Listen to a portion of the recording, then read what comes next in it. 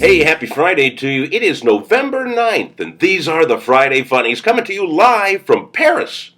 No, not France, the Paris Hotel in Las Vegas. You can tell I'm in a hotel room with bad lighting, and I guess this is what it's like in Paris. Well, the election is over, and we have entered a period of increased darkness. That has nothing to do with the election. It has to do with the fact that on Sunday we said goodbye to daylight savings time, and we now have more darkness than we need.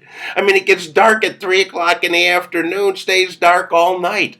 I think one of the first things that President Obama has to address in his second term is getting more light in the winter. I mean, we hear a lot about global warming. I want some global lighting, okay? Well, now that the most expensive election in history is over, at least the attack ads on TV have ended. I mean, these ads had nothing positive to say about any candidate, but merely attacked their opponent, It was like, my opponent has never paid taxes. Oh, yeah, well, my opponent is a lion sack. Well, my opponent eat puppies. Well, my opponent wets the bed, Thank goodness the ads are over, and now they can get back to yelling at each other for real on the floor of Congress. All things considered, however, we should be thankful that our system, for the most part, worked pretty well. Now all we have to do is to get out of this mess that we're currently in, or start learning how to speak Greek. The stories in this week's news are all Greek to me, but maybe you can make some sense out of them and figure out why people do absolutely the stupidest things.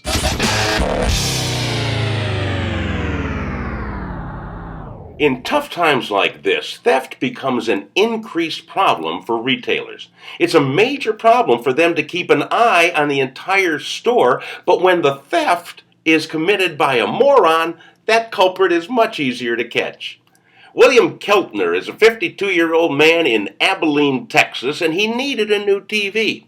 The problem was a lack of money since he only had about $2 to his name, so he put on his thinking cap and came up with a foolproof plan. William went to his local Walmart and picked out a $228 television set.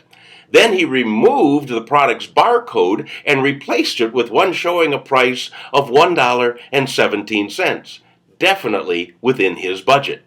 Unfortunately for William, the store caught his scam right away, and he is currently in the city jail, where at least they've got TV. I've never been to Zimbabwe, and now that I read this story, I doubt that I will ever visit.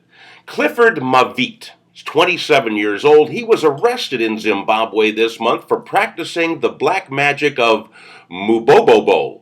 Yeah, that's fun to say, mubobobo. It turns out that mubobobo is a voodoo spell that allows a man to be intimate with a woman using only his mind.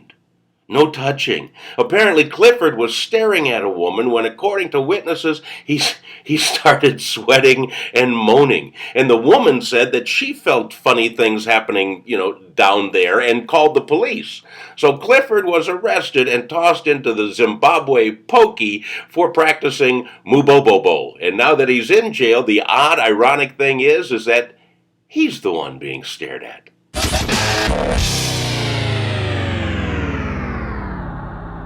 How do you like to smell?